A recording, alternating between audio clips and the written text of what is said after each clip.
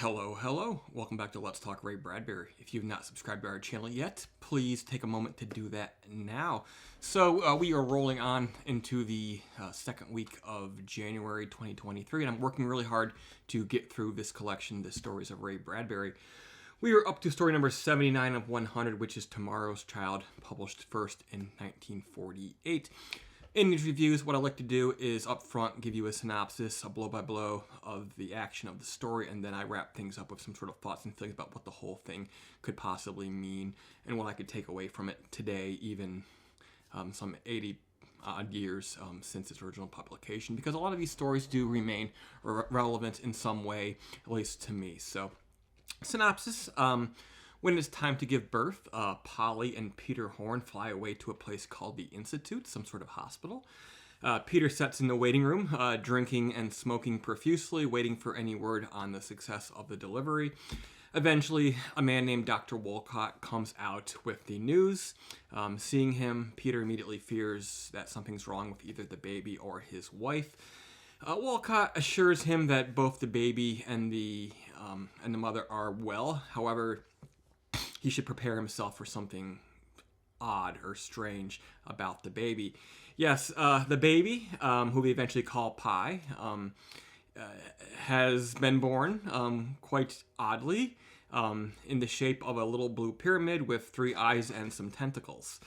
The doctor informs them that there's a malfunction with this complex birthing equipment they've cooked up, and as a result, the baby was born into the wrong dimension, and so he's perfectly healthy, but they think that over time they could maybe find a way to correct the problem, but in the meantime, the baby needs love and care, and all the things that any normal baby really needs.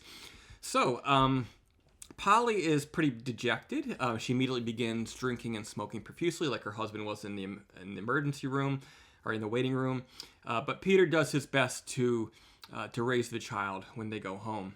They conceal it in their home, has its own little special room, its little nursery, and it can go out onto the enclosed back porch to play.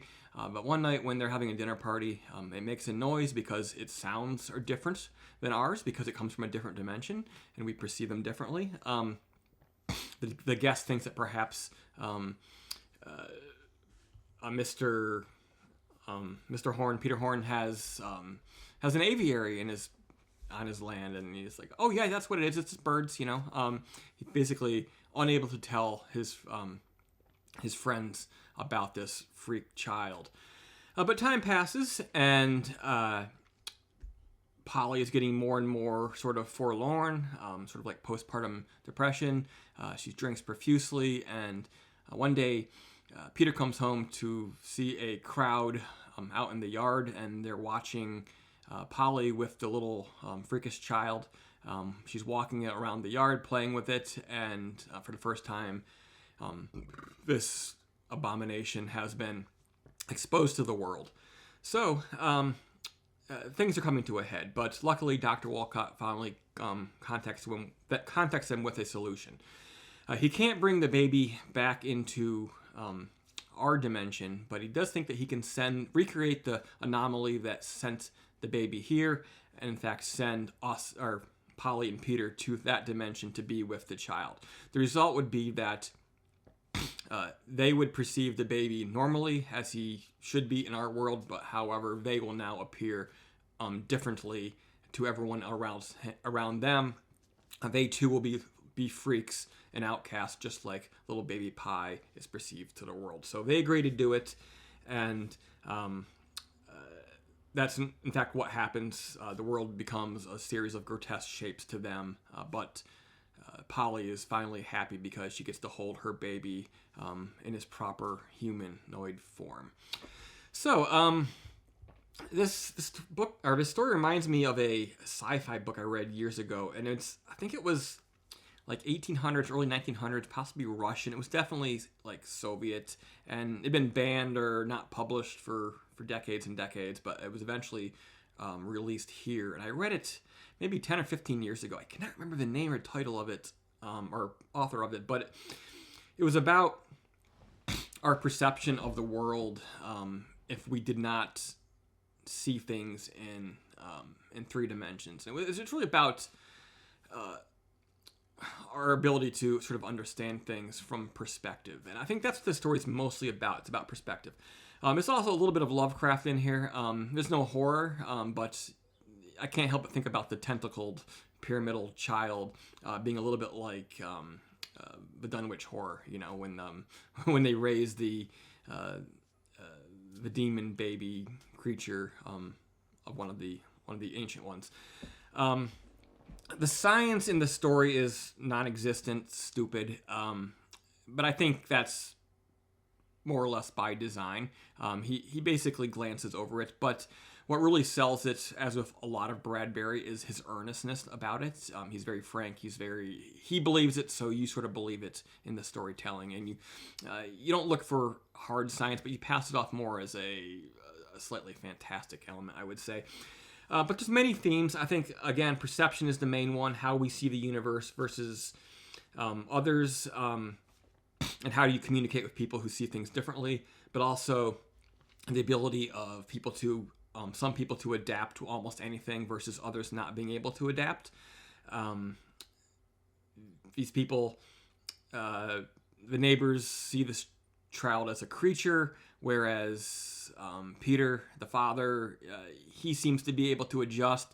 The mother is having a harder time of that, but that also brings into focus one of the other themes, I think, which is postpartum depression on the part of the wife, and then what the father is able to do and left to do, and what his responsibilities are when she is in this state.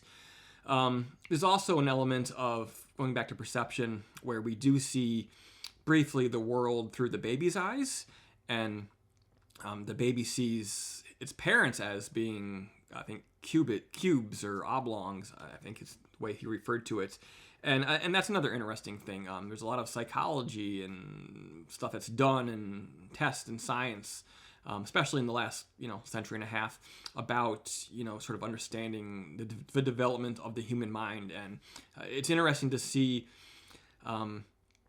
this baby sees the world differently, but it also still able to recognize love and care. And so while its parents appear grotesque to it, it recognizes the presence of love.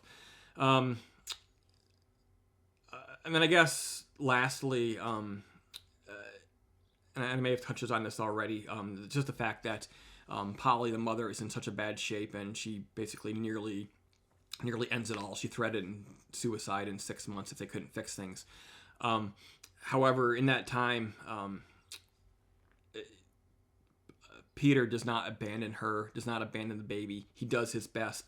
And so I think the strength of a good father, a good male figure, is very important in society, and that's sort of lost a little bit now today in 2023 on the basis of all this feminism and wokeism and all these other isms that are basically say that all males are the patriarchy and it's bad and it has to be destroyed, but yet more and more we see children who go bad quickly because possibly part of that element is the lack of a two-parent household and sort of that balance between a mother's love and the tough love and more sort of rationalism of a father, and just the way that it balances things out. So I think there's a lot of really interesting themes here at play. Maybe some of them more intentional, some of them not. That's sort of the way things work. In any good story, certain things come to the forefront just sort of as through the alchemy of writing and how that process works. So yeah, that was Tomorrow's Child from 1948. I do remember, just briefly, at one point the story is mentioned to be taking place in 1989, which is, I always find interesting when in these stories the date, the future from the story gets surpassed by us. I think that's always pretty cool to see how other people perceive the future in the past. Anyhow, moving on. Next time we'll be looking at I Sing the Body Electric, a very famous title and story from Ray Bradbury. That was originally published in 1969, and that will take us to story number 80 of 100 in the Stories of Ray Bradbury, giving us just 20 more to go before we wrap up this project. So thanks for tuning in. Please subscribe, and I will see you again tomorrow.